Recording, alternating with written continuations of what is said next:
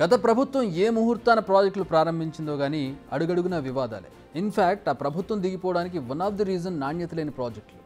ఇప్పుడు మరో ప్రాజెక్టు వ్యవహారం వెలుగులోకి వచ్చింది. అదే సుంకిశాల ప్రాజెక్ట్. ఇదే ఇప్పుడు తెలంగాణలో కొత్త రాజకీయ దుమారం రేపుతోంది.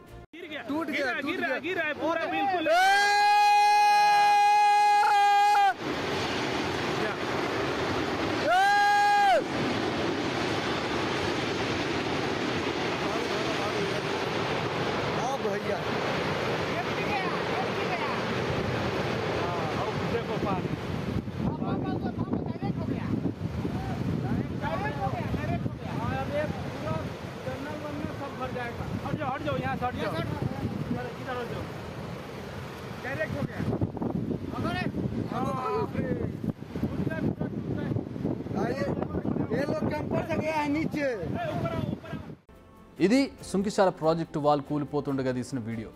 దీనిపై బీఆర్ఎస్ కాంగ్రెస్ పార్టీలు ఒకరిపై మరొకరు విమర్శలు ప్రతి విమర్శలు చేసుకుంటున్నారు. ప్రభుత్వం ప్రాజెక్టును పట్టించుకోకపోవడం వల్లే రిటైనింగ్ వాల్ కూలిందని బీఆర్ఎస్ నేతలు ఆరోపిస్తున్నారు. బీఆర్ఎస్ ప్రభుత్వ హయాంలో ఇచ్చిన కాంట్రాక్టర్ల అవినీతి వల్లే వాల్ కూలిందంటూ కాంగ్రెస్ నేతలు తిప్పికొడుతున్నారు. సరే, లీడర్ల మాటలు కొద్దిసేపు పక్కన పెడదాం. అసలు ప్రాజెక్టు ఏంటనేది మాట్లాడుకుందాం. నిజానికి హైదరాబాద్ ప్రజల తాగునీటి సమస్య తీర్చేందుకు గత బీఆర్ఎస్ ప్రభుత్వం నాగార్జున సాగర్ వద్ద సుంకిశాల ప్రాజెక్టు నిర్మాణం చేపట్టింది. మే 14, 2022లో శంకుస్థాపన జరగ్గా 1450 కోట్లతో మెగా ఇంజనీరింగ్ వర్క్స్ ఈ కాంట్రాక్ట్ తీసుకుంది. తర్వాత ప్రాజెక్ట్ అంచనా వ్యయం 2215 కోట్లకు పెంచారు.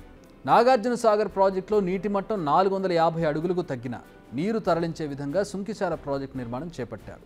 ఇందులో భాగంగా జలాశయం నుంచి సొరంగ మార్గం ద్వారా నీటిని ఇంటేక్ వెల్కు తీసుకొస్తారు.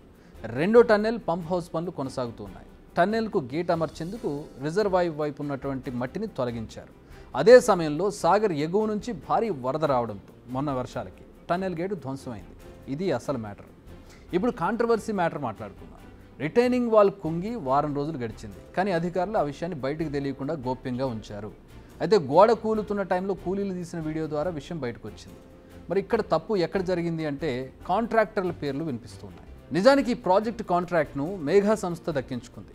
అయితే ఇక్కడ రక్షణ గోడ నిఠారుగా ఉండడంతో ప్రమాదం ఉంటుందని, దానికి అనుసంధానంగా టై భీమ్లో నిర్మించాలని 5-6 నెలల క్రితమే ఇంజనీరింగ్ అధికారులు సూచించిన నిర్మాణ సంస్థ పట్టించుకోలేదట. అదే సమయంలో గేట్ ఏర్పాటుకు రిజర్వాయర్ వైపు మట్టి తొలగింపు పనులు చేశారు. దాంతో గేటు ధ్వంసమై రక్షణ గోడ కూలిపోయింది. ఇక ఇంట్రెస్టింగ్ న్యూస్ ఏంటంటే ఈ ప్రాజెక్టు కోసం 300 మందికి పైగా వలస కార్మికులు పనిచేస్తున్నారు. వాళ్ళు పనిచేస్తున్న సమయంలో ఈ ప్రమాదం జరిగి ఉంటే భారీ ప్రాణ నష్టం జరిగి ఉండేది. కానీ అదృష్టవశాత్తు అలాంటిది ఏం జరగలేదు. మరి ఇప్పుడు ఈ ప్రాజెక్టు మళ్ళీ పునర్నిర్మించాలంటే 20 కోట్లు ఖర్చు. ఈ బడ్జెట్ మేఘా సంస్థే భరిస్తుందనుకోండి, భరించాలి కూడా. నిర్లక్ష్యం వాళ్ళదే కాబట్టి. మరి అసలు సీన్ ఇలా ఉంటే తమ తప్పును కప్పిపుచ్చుకోవడానికి కేటీఆర్ మరో ఎత్తు వేశారట. అధికారంలో ఉంది కదా అని కాంగ్రెస్పై విమర్శలు గుప్పించారు. శ్రీశైలం నుండి వరద వస్తున్న టైంలో గేట్లు బిగించడం సరికాదని చెప్పినా వినకుండా ప్రభుత్వం అధికారులపై ఒత్తిడి తెచ్చిందన్నారు కేటీఆర్. దాని కారణంగా సుంకిశాల ప్రాజెక్టు కుంగిందని ఆరోపించారు. ప్రభుత్వానికి చిత్తశుద్ధి ఉంటే ప్రాజెక్టు నిర్మిస్తున్న కంపెనీని బ్లాక్ లిస్టులో పెట్టాలని డిమాండ్ చేస్తున్నారు. మేడిగడ్డ ప్రాజెక్టు కుంగితే ఎన్డీఎస్సీ 24 గంటల్లో రిపోర్ట్ ఇచ్చిందని, సుంకిశాల ప్రాజెక్టు కుంగి వారం రోజులు అవుతున్నా ఎందుకు మాట్లాడడం లేదని కేటీఆర్ క్వశ్చన్ చేస్తున్నారు. వారం రోజులు దాచిపెట్టారు. వారం రోజులు దాచిపెట్టి గోప్యత మెయింటైన్ చేయాల్సిన అవసరం ఏమొచ్చింది? ఇది మీ తప్పని మీకు తెలుసు, మీరు చేసింది తప్పని తెలుసు, ఇది మీ నిర్వాహకం వల్ల, మీరు ఆగమాగం చేయడం వల్ల జరిగిందని తెలుసు. ఇంజనీర్లు చెప్తా ఉన్నారు.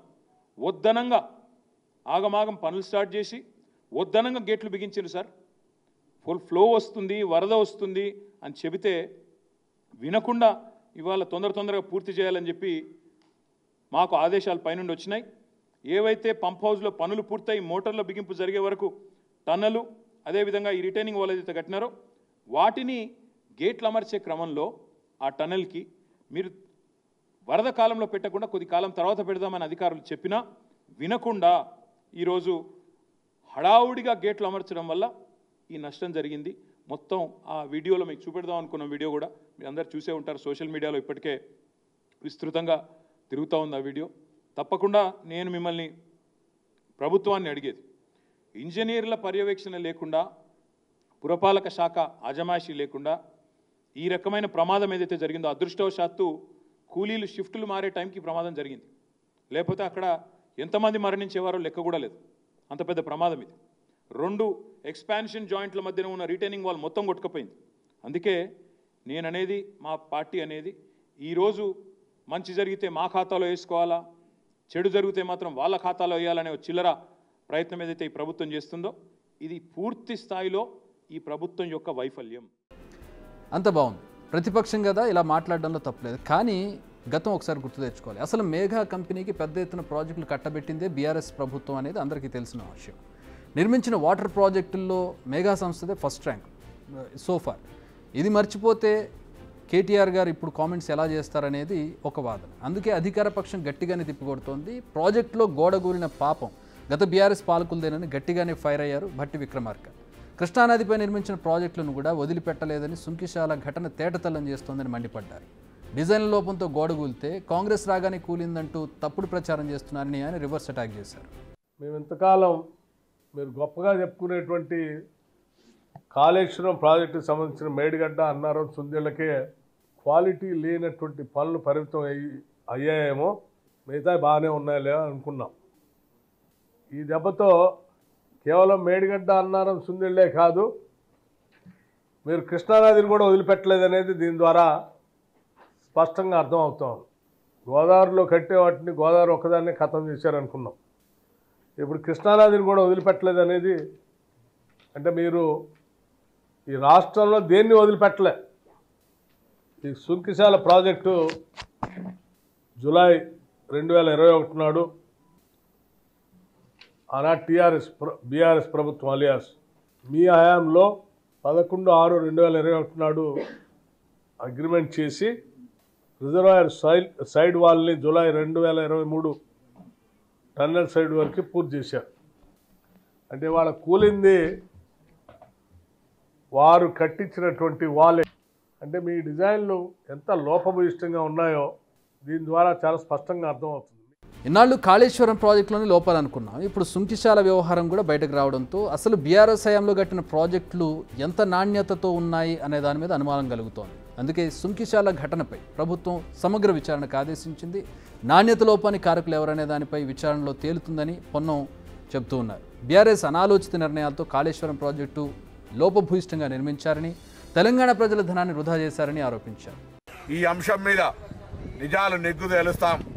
ప్రజల ముందు ఏ విధంగా టీఆర్ఎస్ తప్పు చేస్తుందో చూపెడతాం. దీన్ని ఈరోజు